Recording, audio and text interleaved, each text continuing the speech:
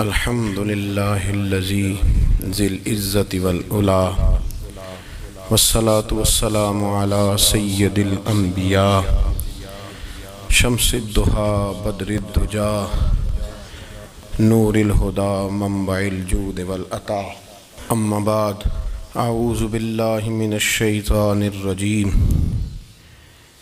بسم اللہ الرحمن الرحیم قل للمؤمنین یغضوا من ابصارهم صدق اللہ العظیم وصدق رسولہ النبی الکریم ونحن علی ذلک لمن الشاہدین والشاکرین والحمد للہ رب العالمین ان اللہ وملائکتہ یصلون علی النبی یا ایہا الذین آمنوا صلوا علیہ وسلموا تسلیما الصلاة والسلام علیک یا سیدی یا رسول اللہ وعلی آلک واصحابک یا سیدی یا حبیب اللہ۔ تمام تعریفیں حمد و ثنا اللہ تبارک و تعالی کے لیے، درود و سلام نبی اکرم نور مجسم شفیع معظم آقا کل ختم رسول دانائے سبل احمد مجتبیٰ جناب حضرت محمد مصطفیٰ صلی اللہ تعالی علیہ وسلم کی ذات والا صفات کے لیے حمد و صلوات کے بعد، اسلام فطرت کے عین مطابق دین ہے۔ نبی پاک صلی اللہ تعالیٰ علیہ وسلم نے فرمایا ہے کہ میں اخلاق عالیہ کی تکمیل کرنے کے لیے دنیا میں آیا۔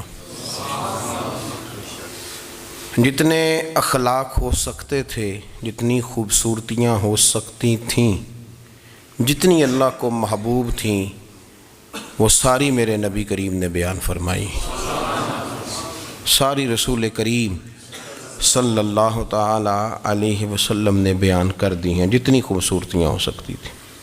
کچھ لوگ ایسے ہوتے ہیں جو بیچارے بائی نیچر ہی کچھ پریشانیوں کا شکار ہوتے ہیں، اور قرآن مجید نے جو ارشاد فرمایا نا کہ کچھ لوگ نفس کی خواہش کو اپنا خدا بنا لیتے ہیں، تو وہ بلا وجہ بھی بہت ساری باتیں کرتے ہیں جن کا کوئی وجود نہیں ہوتا۔ عورت کو حقوق دلانے کے لیے بہت سارے لوگ بہت ساری غلط باتیں کرتے ہیں۔ جو لوگ یہاں سے کسی کو لے جاتے تھے نا دبئی، دھوکہ دے کے اور لے جاتے تھے یورپ میں، عرب ممالک میں دھوکہ دے کے لے جاتے تھے، تو وہ بھی کوئی خواب ہی تو دکھاتے تھے کہ اتنے لاکھ تنخواہ ہوگی، اتنا کچھ ہوگا۔ وہاں جا کے پتہ چلتا تھا کہ جیب سے بھی دینے پڑیں گے کچھ۔ بہت سارے لوگ ایسے ہوتے ہیں، وہ سارے خوبصورتی کے نام پر ہی دھوکہ دیتے ہیں۔ آپ کو پتہ ہے کہ جو آدمی کسی کو لالچ دیتا ہے تو کسی کو لوٹنے کے لیے اسے لالچ دینا بڑا ضروری ہوتا ہے۔ لوگ پہلے لالچ دیتے ہیں پھر لوٹتے ہیں، پہلے مکمل لالچ دیتے ہیں، یہ چیز مل جائے گی، یہ چیز مل جائے گی۔ لوگ مکمل لالچ دیتے ہیں، اس کے بعد پھر لوٹتے ہیں۔ اور اگر لالچ نہ دیں تو کوئی آدمی قابو آئے گا؟ لوگ لوٹتے ہیں لالچ دے کر۔ اچھا، اب وہ جو جس کو لالچ دیا جا رہا ہوتا ہے وہ کہہ رہا ہوتا ہے کہ نہیں نہیں تمہیں نہیں پتا، وہ اس وقت ماننے کو تیار نہیں ہوتا۔ وہ کہتا ہے اتنی خوبصورت باتیں کر رہا ہے، اتنی اچھے پیغام دے رہا ہے، تم میرے دشمن ہو، تم مجھے منع کر رہے ہو۔ ہوش تب آتی ہے کہ جب سب کچھ لٹ جاتا ہے۔ عورت کو ویسے بھی قابو کرنا بڑا آسان ہوتا ہے۔ اعلیٰ حضرت بریلوی رحمۃ اللہ علیہ فرماتے ہیں بیٹیاں نازک شیشیاں ہوتی ہیں، ان کو تو ذرا سی چوٹ لگے تو ٹوٹ جاتی ہیں۔ دیکھیں کتنا بڑا جملہ کہا بریلی کے امام، نازک شیشیاں ہیں۔ ذرا کوئی آدمی گمراہ کرتا ہے، ذرا خراب کرتا ہے۔ اب دیکھیں نا، یہ جو بچیوں کو بچے مس گائیڈ کرتے ہیں، انہیں بڑے بڑے خواب دکھاتے ہیں، وہ بیچاری ماں باپ کو چھوڑ کے، بہن بھائی کو چھوڑ کے اس کے ساتھ شادی کرتی ہے، پھر جو اس کا بعد میں حشر ہوتا ہے، آپ ادلیاں نو سردار پہن تکے تے شرما والیاں نو جھوٹے ڈولیاں دے۔ پھر وہ بیچاری ماں باپ رکھتے نہیں، وہ ظلم کرتا ہے تو کتنی بڑی تکلیف میں وہ بچی آ جاتی۔ نازک شیشی ہوتی ہے نا تو ٹوٹ جاتی. یہی حال اب جدید خواتین اور یہ جو کچھ اینکر پرسن ہیں، یہ اصل میں نا یہ آپ کو سیاست سکھاتے ہیں، لیکن یہ مادر پیدر آزاد لوگ ہیں، بالکل آزاد. یہ تو علماء شور نہ کریں، بات نہ کریں، گفتگو نہ کریں، مشائخ بات نہ کریں، اور یہ جو کچھ سنجیدہ اور دینی طبقہ ہے یہ کچھ شور نہ کرے، یہ تو روڈوں پہ ننگے ہو کے آ جائیں معاذ اللہ. خوفناک نظریہ رکھتے ہیں یہ لوگ. عورت کو کہتے ہیں تیرے حقوق ہم تجھے لے کے دیں گے. مثلاً وہ کون سا حق ہے جو تم نے لے کے دینا ہے؟ میرے نبی کریم صلی اللہ علیہ وسلم اس کو بیٹی بھی بنایا ہے، اس کو بہن بھی بنایا ہے، اس کو ماں بھی بنایا ہے، اسے بیوی کا عالی شان رتبہ بھی عطا فرمایا ہے. اور چونکہ بیٹی کا بھی حق بڑا بیان کیا جاتا ہے، بہن کا بھی، ماں کا بھی. اور بیوی کے معاملے میں لوگ سمجھتے ہیں کہ زیادہ بات نہیں کرنی چاہیے، شاید مسئلہ خراب ہو جائے. حالانکہ نبی پاک صلی اللہ تعالیٰ علیہ وسلم نے بیوی کے بارے میں پتہ کیا فرمایا؟ فرمایا جب تم نکاح کر لیتے ہو تو اپنا ایمان محفوظ کر لیتے ہو.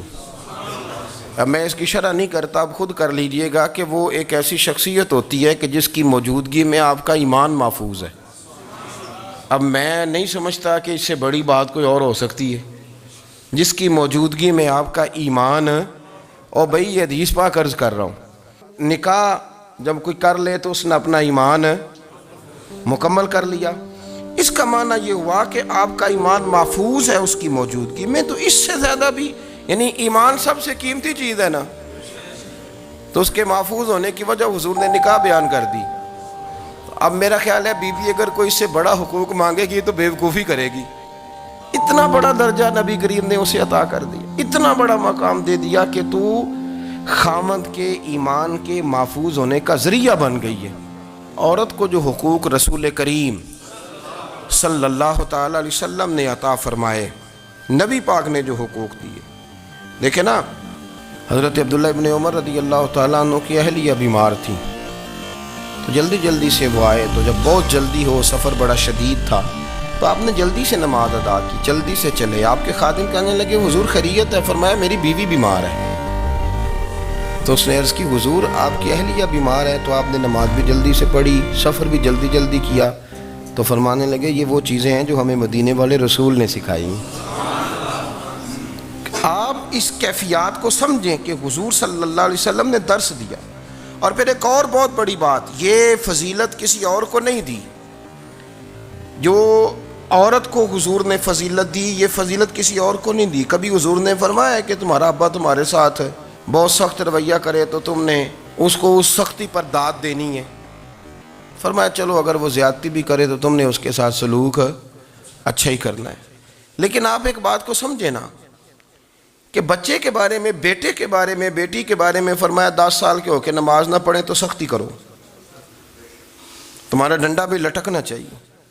بہت ساری جگہوں پہ بہت سارے لوگوں کے لیے سختی کا حکم دیا، لیکن عورت کے لیے حضور نے جو جملے کہے، اصل میں ہم سمجھتے ہیں کہ یہ ایک بات ہے، مشہور ہو گئی ہے روایت حدیث، تو بس اس کے پس منظر پر اور جملوں کے حسن پر شاید معاذ اللہ غور کرنے کی ضرورت نہیں. ذرا اس لفظ کی تاثیر پر غور کریں. حضور نے فرمایا عورت ٹیڑھی پسلی سے پیدا کی گئی ہے، یہ ٹیڑھی ہے، اس کو سیدھا کرنے کی کوشش کرو گے تو ٹوٹ جائے گی. تو حضور پھر ہمارے لیے حکم کیا ہے؟ فرمایا جیسی ہے تم اسی کے ساتھ نبھا کرو.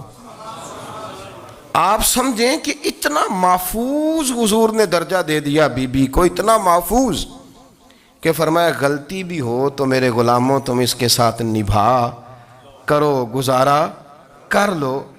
کو کیا اور حق چاہیے عورت کو، جس کو اس کی غلطیوں سمیت نبی پاک نے قبول کرنے کا حکم دے دی کہ اس کی کمزوریوں سمیت قبول کر لو. اب اس کو اور کیا کوئی کمزوریوں سمیت قبول کرتا ہے؟ کبھی آپ دکان پہ بیٹھے ہو تو آپ کہیں بھی اس میں یہ بھی غلطی، میرے مال میں یہ بھی کمزوری ہے، یہ بھی کمزوری ہے، یہ بھی کمزوری ہے، تو کر لے قبول. کرتا ہے کوئی؟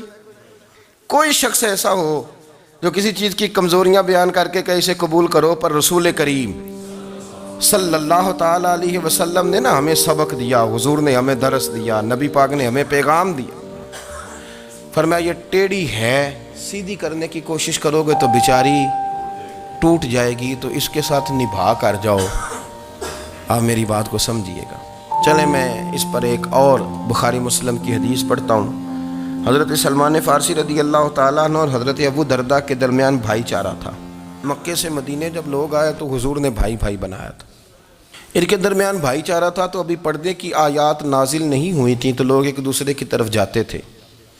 حضرت سلمان فارسی رضی اللہ تعالیٰ عنہ حضرت ابو دردہ رضی اللہ تعالیٰ عنہ کے گھر میں تشریف لے گئے تو دیکھا کہ ان کی بیوی بڑی غمگین بیٹھی ہیں۔ تو ہم نے فرمایا بہن کیا ہوا؟ تو کہنے لگی تمہارے بھائی کو دلچسپی کوئی نہیں رہی، ہر روز روزہ رکھ لیتا ہے اور ساری رات نفل پڑھتا ہے۔ حضرت سلمان فارسی کہنے لگے ٹھیک ہے کر لیتے ہیں بندوبست۔ نماز دین ہے کہ نہیں؟ دین ہے نا یہ چیزیں۔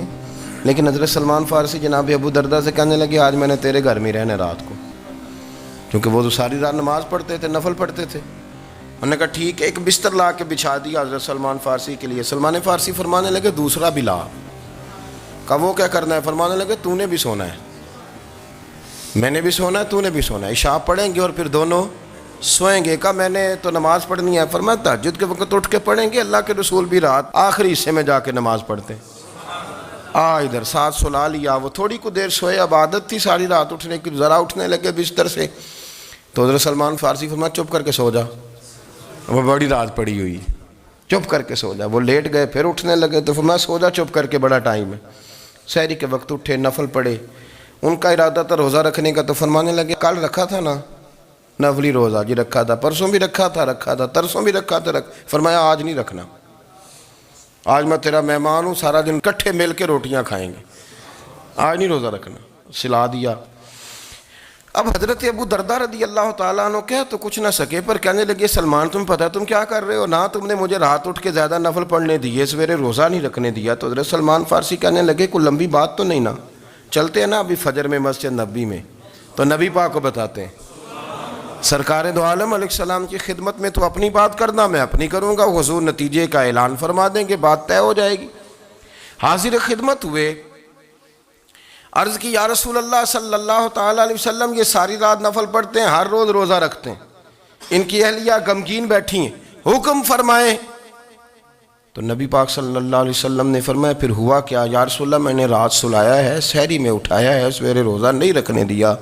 نبی پاک نے فرمایا سلمان فارسی نے ٹھیک کیا ہے، سلمان فارسی نے ٹھیک کیا۔ پھر حضور نے فرمایا، نبی کریم نے فرمایا ابو دردہ تیرے اوپر اگر اللہ کا حق ہے، اس کے رسول کا حق ہے، دین کا حق ہے، تو فرمایا تیری آنکھ کا بھی تیرے اوپر حق ہے، تیرے وجود کا بھی تیرے اوپر حق ہے۔ یہ حضور نے فرمایا تیرے بچوں کا بھی تیرے اوپر حق ہے، تیری بیوی کا بھی تیرے اوپر حق۔ اس حق کو بھی سمجھے، حقوق اللہ بھی ہیں، پر تیری آنکھ کا بھی تیرے اوپر کیا مانا کہ تیری آنکھ سونا چاہتی ہے تو اسے سلا بھی، تیرے وجود کا بھی تیرے اوپر حق، تو تیرا وجود آرام کرنا چاہتا ہے تو اسے آرام بھی کرا۔ اور پھر وہاں نبی پاک صلی اللہ علیہ وسلم نے فرمایا میں تم سب، سننا یہ لفظ حدیث کے، حضور نے اسی موقع پر فرمایا میں تم سب سے زیادہ اپنے رب کو جانتا ہوں اور میں تم سب سے بڑھ کر اپنے رب سے ڈرتا ہوں۔ حضور فرمانے لگے میں روزہ بھی رکھتا ہوں، افطار بھی کرتا ہوں، یعنی کبھی رکھتا ہوں اور کبھی نہیں رکھتا۔ فرمایا میں نفل بھی پڑھتا ہوں اور اپنی بیویوں کو وقت بھی دیتا ہوں۔ سرکار مسجد میں بھی آتے تھے، نواسوں کے ساتھ کھیلا بھی کرتے تھے، ان کے ساتھ پیار بھی کرتے تھے۔ تو اتنے بڑے حقوق حضور نے بیان فرمائے عورتوں کے کہ تمہاری بیوی کا بھی تمہارے اوپر۔ لو ایک حدیث بخاری کی اور یہاں بیان کر دیتا ہوں۔ ایک شخص نے آ کے عرض کی یا رسول اللہ صلی اللہ تعالیٰ علیہ وسلم جہاد کے لیے تیاری ہو گئی ہے، صفیں بن رہی ہیں، مجاہدین کی تیاری ہے، تو میرا بھی نام لکھ دیا گیا ہے مجاہدوں کی لسٹ میں، لیکن یا رسول اللہ صلی اللہ تعالیٰ علیہ وسلم میری بیوی نے حج کی تیاری کر لی ہے اور میرے دوستوں نے، صحابہ نے میرا نام مجاہدین کی لسٹ میں لکھ دیا، تو میرے لیے کیا حکم ہے؟ یہ بخاری مسلم ہے۔ تو نبی پاک صلی اللہ تعالیٰ علیہ وسلم نے فرمایا جہاد پہ کوئی اور چلا جائے گا تو بیوی کے ساتھ حج کرنے جا، اسے محرم کی ضرورت ہے، وہ تیرے بغیر کیسے جائے گی؟ مجاہدین کو تو اور مجاہد مل جائے گا، پر تو اپنی بیوی کے ساتھ جانا۔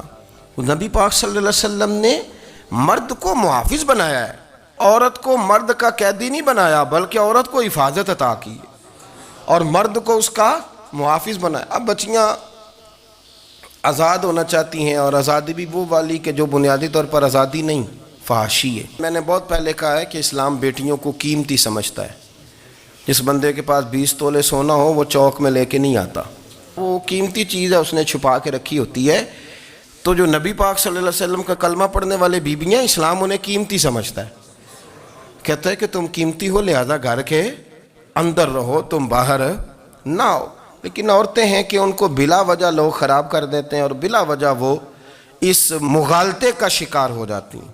اب آگے بڑھتے ہیں۔ قرآن مجید نے سورہ نور کی آیت نمبر 30 میں کہا کہ کل للمؤمنین یغضوا من ابصارہم، فرمایا کہ اے محبوب علیہ السلام مومن مردوں سے کہہ دو کہ اپنی نظریں جھکا کے رکھیں، اپنی نظریں۔ اور اگلی آیت میں فرمایا وَقُلْ لِلْمُؤْمِنَاتِ یغضضن من ابصارہن، فرمایا کہ اے محبوب مومن عورتوں سے بھی کہہ دو کہ اپنی نظریں جھکا۔ مرد بھی اپنی نظر جھکا کے رکھے گا عورت کی طرف، لیکن یہ ساری پابندی صرف مرد پر نہیں، عورت بھی غیر محرم کا چہرہ نہیں دیکھے گی، اس پر بھی اسی طرح نظر جھکانے کا حکم ہے، جس طرح کہ وہ ہر دکاندار کو بھائی جان کہہ کے گفتگو کرنے کی اس کو بھی اجازت نہیں ہے کہ وہ بھی وہ سمجھے کہ پابندی تو مرد نے کرنی تھی، میں نے تھوڑی کرنی تھی۔ وہ جس کے پاس جائے، جہاں بھی جائے، ڈاکٹر کے پاس جائے، باہر جائے، تو وہ جس طرح مرضی اس کا دل چاہے وہ بات چیت کرے، اس کی عورت کو بھی اجازت اسلام نہیں دیتا۔ بنیادی طور پہ اسلام شرم و حیا کا دین ہے، حیا کی بات کرتا ہے۔ حیا کی جب ہم تعریف کرتے ہیں تو حیا کی تعریف یہ ہے کہ کوئی کبھی چیز دیکھ کے نہ تو آپ کی طبیعت میں کراہت محسوس ہو، آپ کوئی غلط جملہ منہ سے نکالتے ہوئے ذرا جھجکیں، آپ کوئی غلط بات کرتے ہوئے تھوڑا بوجھ محسوس کریں۔ ہمارے ہاں تیزی سے فروغ پایا ہے بے حیائی نے، سنگیوں کی محفلیں، یاروں کی محفلیں، اس میں غلیظ گفتگو ہوتی ہے، الا ماشاء اللہ۔ جن دوستوں کو بڑی پاک صاف گفتگو کرنی چاہیے، دوستی کا رشتہ بڑا مقدس رشتہ ہے، جو یہاں ایک دوسرے سے پیار کریں گے جنت میں بھی اکٹھے داخل کیے جائیں گے۔ شرط یہ ہے کہ پیار اللہ رسول کی رضا کے لیے ہو، لیکن اس کے اندر اگر آپ کی گفتگو کچی ہو، کمزور ہو، فحاشی والی ہو، عریانی والی ہو، وہ ہمارے ہاں تو اب اس کو لوگ فیشن سمجھتے ہیں، اس کو مردانگی کی علامت سمجھتے ہیں کہ وہ جی ساری باتیں جی وہاں ہو گئی، اور جس کا جو جی چاہا اس نے کہا۔ آپ جب حیا کے دائرے میں ہوتے ہیں تو آپ خود بھی سکون محسوس کرتے ہیں۔ دیکھیں نا، آپ کو نیند سکون سے کہاں آتی ہے؟ جہاں کمرہ بند ہو، چاروں جانب دیوار ہے، اوپر چھت ہے، خالی دروازہ بھی کھلا ہوا ہونا تو جب بندہ سکون لینا چاہتا ہے تو کہتا ہے یار ذرا دروازہ ذرا بند کر دو۔ وہ اچھی طرح اپنے آپ کو چھپا لیتا ہے نا حیا کے پردے میں، تو اللہ اسے سکون عطا کرتا ہے۔ اور جو اس سے بھی زیادہ ٹھنڈی نیند میں جانا چاہتا ہے وہ کہتا ہے لائٹ بھی بند کر دو۔ اب وہ مکمل طور پہ سمجھتا ہے کہ میں چاروں جانب سے چھپ گیا ہوں، اگر میں کھل کے بھی سو جاؤں گا تو میرا چونکہ پردہ قائم ہے تو مجھے کوئی دشواری نہیں ہوگی۔ آپ جب چھپ جاتے ہیں، جب آپ حیا کے اندر سمٹ جاتے ہیں، جب آپ چادر کے اندر آ جاتے ہیں تو آپ بہت ساری جگہوں پہ آسانی محسوس کرتے ہیں۔ تو حیا تو آپ کو سکون دیتی ہے، حیا تو دل کو راحت دیتی ہے۔ میں بڑی ذمہ داری سے بات عرض کرتا ہوں، قرآن مجید نے نا ایک مقام پہ مذاق کو، ایک مزاح ہوتا ہے خوش طبی، وہ نہیں، مذاق اڑانا، قرآن پاک نے نا مذاق کو ایک جگہ پہ جاہلوں کا طریقہ بھی قرار دیا ہے۔ بنی اسرائیل کے لوگوں سے حضرت موسیٰ نے کہا کہ گائے ذبح کرو اور ایک ٹکڑا مقتول کو مارو، زندہ ہو کے خود بتا دے گا مجھے کس بندے نے قتل کیا۔ تو کہنے لگے آپ ہمارے ساتھ مذاق کر رہے ہیں۔ تو قرآن مجید کہتا ہے کہ حضرت سیدنا موسیٰ علیہ السلام فرمانے لگے اعوذ باللہ ان اکون من الجاہلین، فرمانے لگے میں اللہ کی پناہ مانگتا ہوں کہ میں جاہلوں میں سے ہو جاؤں۔ یہ مذاق کرنا تو جاہلوں کا طریقہ ہے۔ اگر آپ کی زبان سے بے حیائی کا جملہ نکل گیا، اگر آپ کی زبان سے بے حیائی کا جملہ نکل گیا، آپ نے کہہ دیا کہ ہم آزاد لوگ ہیں، جو مرضی کریں گے، جو مرضی کہیں گے، جو ہمارا دل میں آئے گا کریں گے، تو پھر تو لوگ آپ کا وہ حشر کریں گے کہ آپ سے برداشت ہی نہیں ہوگا۔ جس کا لوگ مذاق بنا لیتے ہیں اور جو مذاق بن جاتا ہے پھر اسے کوئی جینے دیتا ہے؟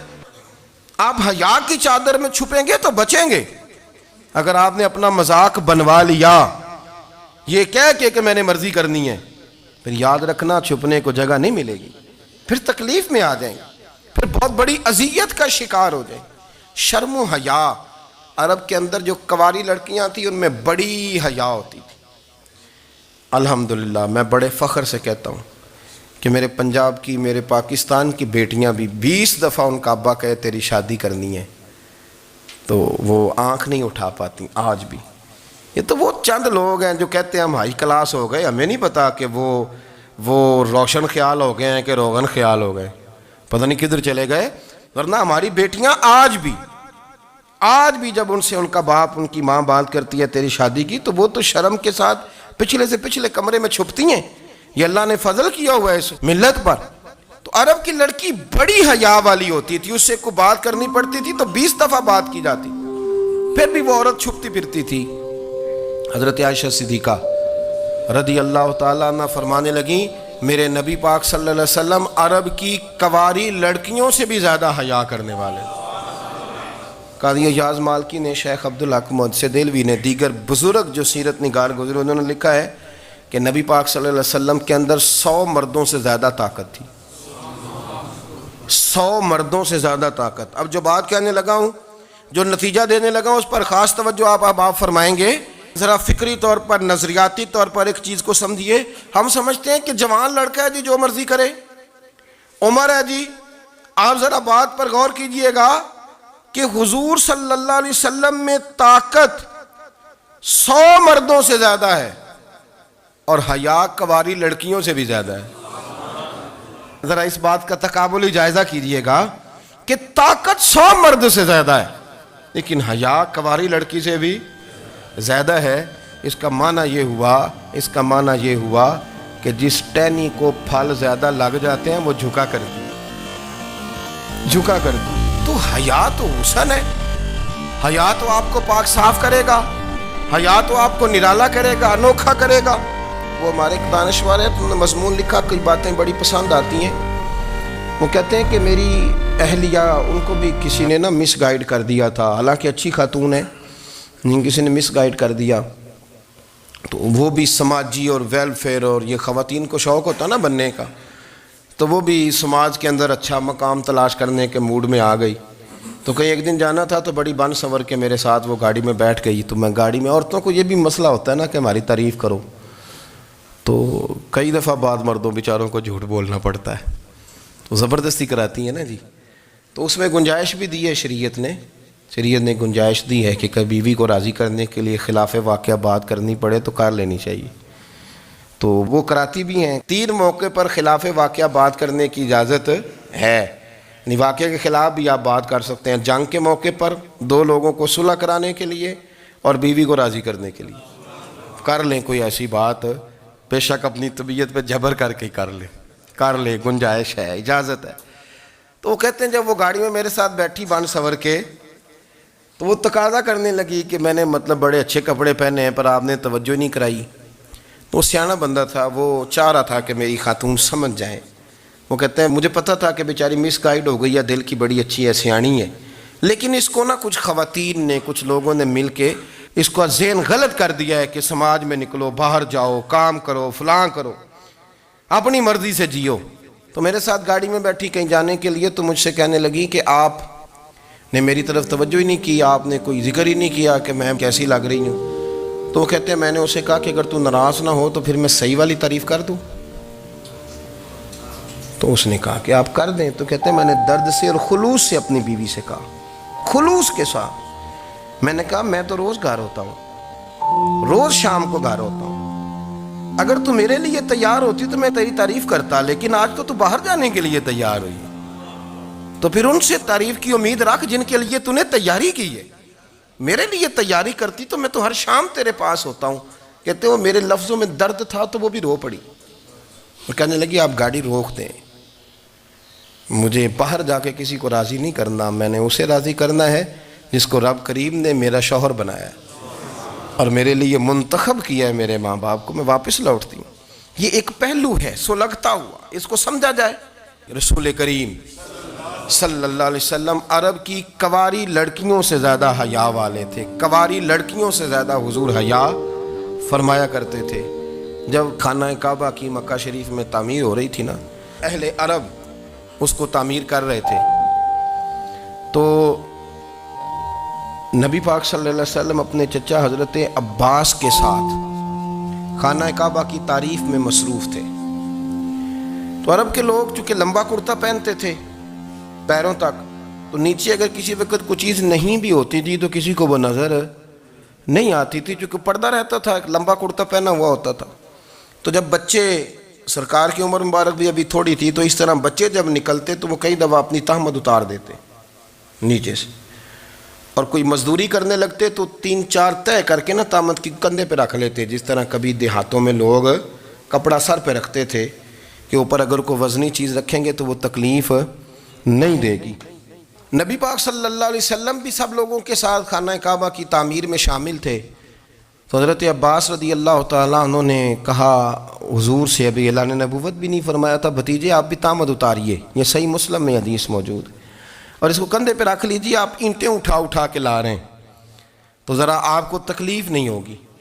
تو سرکار دو عالم صلی اللہ علیہ وسلم سے یہ بات کہی، اور پھر جلدی سے حضور کی تہمت کو نکال کے نا، حالانکہ لمبا کرتا پہنا ہوا ہے، تو وہ جیسے ہی ان کے کندھے پہ رکھا اینٹیں رکھنے کے لیے، تو سرکار تو زمین پہ گر گئے، بے ہوش ہو گئے، آنکھیں آسمان کی طرف، اور پھر حضور پکار رہے ہیں آزاری آزاری آزاری، میرا تہمت دے دو، میرا تہمت دے دو.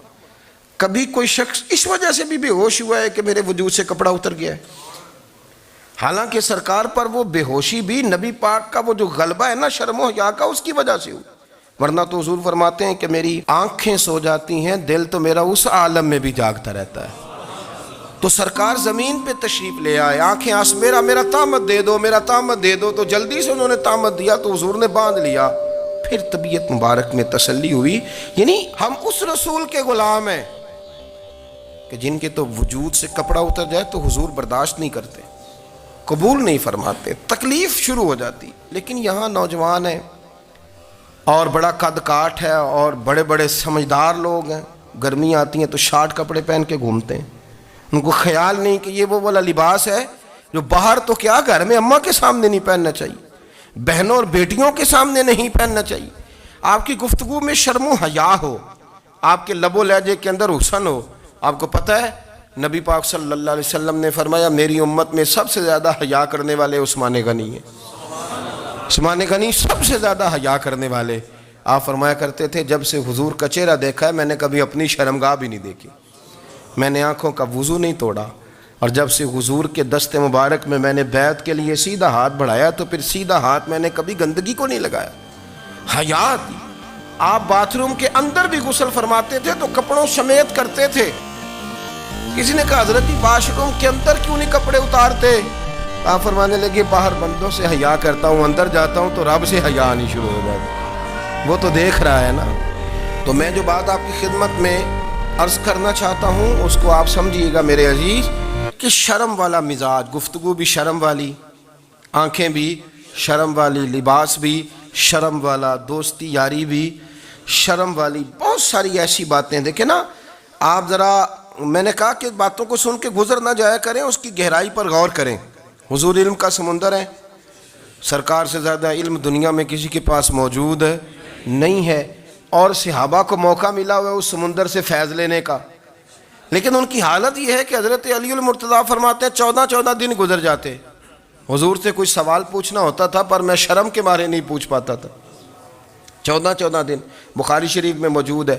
ایک دن نبی پاک صلی اللہ علیہ وسلم نے پوچھا صحابہ سے کہ وہ کون سا درخت ہے جس کے پتے نہیں گرتے، اور وہ درخت اس طرح ہے جس طرح مومن ہوتا ہے، وہ درخت میرے مومن کی طرح بتاؤ. حضرت عبداللہ ابن عمر فرماتے مجھے پتا تھا کہ وہ کھجور کا درخت ہے، لیکن چونکہ ابو بکر صدیق بھی بیٹھے ہیں، عمر فاروق بھی بیٹھے ہیں، مولا علی بھی بیٹھے ہیں، عثمان غنی بھی بیٹھے ہیں، اتنے جید لوگ بیٹھے ہیں، تو مجھے حیا آتی تھی کہ میں کیوں جواب دوں. کہتے ہیں سرکار نے کئی دفعہ پوچھا، لوگوں نے کئی اور درخت بتائے، پر فرمایا تمہارا جواب درست نہیں ہے. آپ حیا کے اس پہلو پر غور کریں کہ سوال کا جواب آتا ہے، سوال کا جواب، یعنی مجھے سوال کا جواب آتا اور پھر میں دوں نہ، مجھے بدعزمی نہ ہو جائے گی. یہ کیسے ممکن ہے کہ میری رات گزر جائے، مجھے پتا بھی تھا اور میں نے بتایا نہیں. بہت سارے لوگ آ کے بہت ساری باتیں بتاتے ہیں، بہت ساری باتیں وہ سمجھاتے ہیں، تو ہم غور سے ان کا چہرہ دیکھنے لگ جاتے ہیں، کہتے ہیں یار اس کا تو دعویٰ تھا کہ میں سمجھنے آتا ہوں، تو یہ تو ہمیں سمجھا رہا ہے، چلو الحمدللہ ہم سمجھنے کو تیار ہیں. لیکن میرے عزیز پتہ بھی ہے جواب کا، علم بھی ہے، لیکن فرماتے ہیں میری حیا نے مجھے اجازت نہ دی کہ میں جواب دوں۔ آپ فرماتے ہیں پھر حضور سے صحابہ نے عرض کی کہ یا رسول اللہ آپ ہی بتا دیں وہ درخت کون سا ہے، تو حضور نے فرمایا بھئی وہ کھجور کا درخت ہے۔ تو آپ فرماتے ہیں میں دل میں کہہ رہا تھا کہ الحمدللہ میرا جواب درست ہے، حالانکہ میں نے جواب دیا ہی نہیں۔ تو لفظوں میں حیا، جملوں میں حیا، آنکھوں میں حیا، اٹھنے میں حیا، بیٹھنے میں حیا، چلنے میں حیا ایک خوبصورت حسن ہے۔ اور نبی پاک صلی اللہ علیہ وسلم نے فرمایا جب تو بے حیا ہو جائے نا پھر تو آزاد ہے، پھر تو جو مرضی کا، پھر تو جو۔ اس لیے بزرگ جب کسی کو بے حیا کہتے تھے نا، اللہ اکبر، اور جب کسی کو کہتے تھے نا یہ بے حیا ہے تو لوگ سمجھتے تھے کہ کوئی ہلکی سی بات کر دی ہے، لیکن ان کا معنی یہ ہوتا تھا کہ بس بھائی اب اس کے ساتھ کوئی کلام کرنے کی ضرورت ہے، اس کو اب اصلاح کی ضرورت نہیں، یہ بے حیا ہے۔ کیا معنی؟ کہ اب یہ جو اس کے دل میں آئے گا وہ کرے گا، جو اس کی طبیعت چاہے گی وہ کرے گا، اب یہ کسی پہلو بھی قابو آنے کو تیار، بے حیا ہو گیا۔ بے حیائی بہت بڑا عیب ہے۔ اور جو لوگ کہتے ہیں کہ ہمیں بالکل آزادی ہونی چاہیے، ہمارا اپنا جسم ہے تو ہماری اپنی مرضی چلے گی۔ ایک وزیر صاحب ہیں، پتہ نہیں میں ان کو جانتا تو نہیں، انہوں نے سینٹ میں تقریر کی ہے، میں نے ان کی بات سنی ہے۔ اس نے کہا نہیں بھائی، جسم رب کا ہے تو مرضی بھی تو رب کریم کی چلے گی، اور مرضی بھی اللہ کی۔ یہ مجھے تھوڑا سا مسئلہ ہے جسم پر، کبھی کبھی مجھے کثرت سفر سے الرجی ہو جاتی ہے۔ میرے ساتھ لوگ نا دل سے پیار کرتے ہیں، شاید ہی کوئی اچھا ڈاکٹر ہو جس تک میرے سنگی مجھے لے کے نہ گئے، پر جسم اللہ کا ہے نا، مرضی بھی جب وہ چاہے گا صحت دے گا۔ کیوں کچے کاموں میں لوگ پڑ گئے، کیوں غلط لوگ سوچ میں پڑ جاتے ہیں، یہ اسی کا ہے۔ اور جب وہ چاہے گا، آپ اس بات کو اچھے طریقے سے سمجھ لیں کہ جو اپنی مرضی چوکوں چوراہوں میں کر رہے ہوتے ہیں نا، جو مرضی گاندمند، وہ جانور ہوتے ہیں، وہ جانور ہوتے ہیں جو نہ چونک دیکھتے ہیں، نہ گلی دیکھتے ہیں، نہ انہیں پتہ ہوتا ہے کہ جگہ کون سی ہے۔ وہ انسان، میں نے کہہ دیا جو میں نے کہنا تھا، میں نے کہہ دیا، وہ جانور ہوتے ہیں۔ اور جو کچھ انسان ہوتے ہیں نا، ان کے اندر کچھ نہ کچھ پھر شرم حیا بھی ہوتی ہے۔ وہ چوکوں چوراہوں میں وہ حرکتیں اور وہ کام نہیں کرتے جو جانور کرتے ہیں۔ ان کے لیے بڑے پردے ہوتے ہیں، ان کے لیے بڑی باتیں ہوتی ہیں، ان کے لیے بڑا کچھ ہوتا ہے۔ جو بالکل آزاد ہو جائے، کوئی پتہ نہ ہو کس وقت کیا کہنا ہے، کیا کرنا ہے، تو پھر وہ دائرہ انسانیت سے خارج ہو جاتا ہے۔ ہم آپ کو کیا دعوت دیں؟ آپ تو وہ باتیں کر رہے ہیں جو اسلام کا انسانیت کے حق میں بھی ٹھیک نہیں، آپ تو وہ والی باتیں کر رہے ہیں جن کا انسانیت بھی تقاضا نہیں کرتی کہ یہ باتیں ہونی چاہیے۔ لیکن ایک بات، میں تو جذباتی نہیں ہوتا، میں بڑے غور سے چیزوں کو دیکھتا ہوں، سنتا ہوں، اور نہ میں ان موسمی مینڈکوں کی۔ وہ مجھے عاتق صاحب کہنے لگے جی بڑے بڑے مولوی ایک بندے کے ساتھ بیٹھے ہوئے ہوتے تھے اور وہ روزے میں بڑے بڑے درس دیتا تھا، تو وہ بھی فلانی حرکتیں کر رہا ہے۔ تو میں نے کہا ہم نے تو پرانا کہا تھا کہ موسمی مینڈک ہے، تو پرانے کہہ رہے ہیں کہ اداکار ہے، تو وہ جہاں کاسٹ کریں گے وہاں وہ اداکاری کرے گا۔ آپ کسی مذہبی جگہ کر لیں تو وہاں کر لے گا، کہیں اور جگہ کریں گے تو ہم تو پرانا کہہ رہے ہیں۔ تو کسی کو کبھی سمجھ آتی ہے تو کسی کو کبھی اور جگہ جا کے سمجھ آتی ہے۔ ہم ان لوگوں سے پریشان نہیں ہوتے، کیوں؟ سن لیں، کوئی مایوسی نہیں، ان کے اندر جتنا زور ہے وہ لگائیں۔ یہ ملک بنا ہے رسول اللہ کے نام پہ، یہ اللہ نے تحفہ دیا ہے امت مسلمہ کو، یہ نبی پاک کے نام پہ بنا ہے، تو یہاں جھنڈا بھی وہی والا بلند ہونا ہے جو مدینے والے رسول کا جھنڈا ہے، اور یہاں وہی کام چلے گا جو نبی پاک نے بیان فرمایا۔ تو اس طرح کئی لوگ آتے ہیں، وہ شور شار کرتے ہیں، چلے جاتے ہیں۔ اتنے نہ پریشان ہوا کریں، بہت سارے لوگ تو بیچارے اس قابل بھی نہیں ہے کہ ان کا نام لیا جائے، مطلب اتنا ہم ان کو اہمیت دے دیں، ان کا ذکر کریں، ان کا نام لیں، ان کی بات کریں، وہ بیچارے اس قابل ہی نہیں ہے، مطلب سٹیٹس ہی نہیں ہے ہمارا، اتنے فارغ ہیں ہم کہ اب جو بندہ آئے گا کہانی چھیڑے گا تو ہم چھیڑ جائیں گے۔ اور بھائی اللہ کا فضل ہے الحمدللہ تعالی، لوگوں نے بڑا شور کیا، اور بڑے زمانے سے دنیا شور کر رہی ہے، پر اللہ کے گھر مسجدیں بھری ہوئی ہیں، مسجدیں بھری ہوئی ہیں۔ ہماری بیٹیاں پردے کرتی ہیں، پردے کو پسند کرتی ہیں، وہ حجاب میں رہتی ہیں، وہ سمجھتی ہیں کہ ہمارا اصل حسن کیا ہے۔ تو یہ پراپوگنڈا پرانا چلا آ رہا ہے، اس کا اللہ کے فضل سے امت مسلمہ پہ نہ کبھی اثر ہوا ہے اور نہ کبھی ہوگا انشاءاللہ۔ اللہ تعالی ہمیں حق پر استقامت عطا فرمائے۔